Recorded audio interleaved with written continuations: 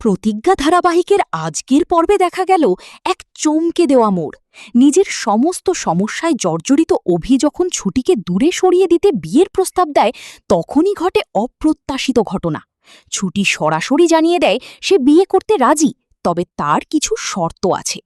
ছুটির একটাই লক্ষ্য, তার বাবাকে জেল থেকে মুক্ত করা এবং নির্দোষ প্রমাণ করা। আর সেই কারণেই অভির সঙ্গে চুক্তির বিয়েতে রাজি হয় সে।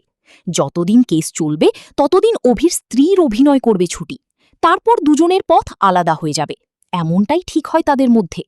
অন্ধকার রাস্তা ধরে হাঁটতে হাঁটতে যখন দুজন নিজেদের ডিল ফাইনাল করছিল, তখনই হঠাৎ এক ছোট ছেলে এসে অভির হাতে গোলাপ ধরিয়ে দেয়।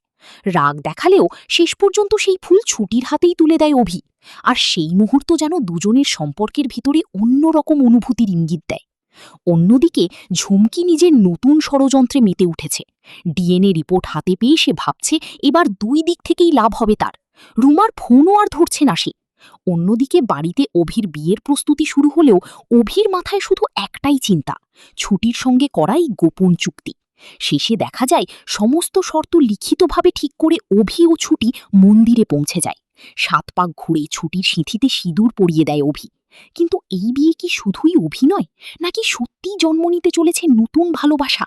তোমাদের কি মনে হয়, অভি কি একদিন জানতে পারবে ছুটির আসল পরিচয়? কমেন্টে জানাতে ভুলো না।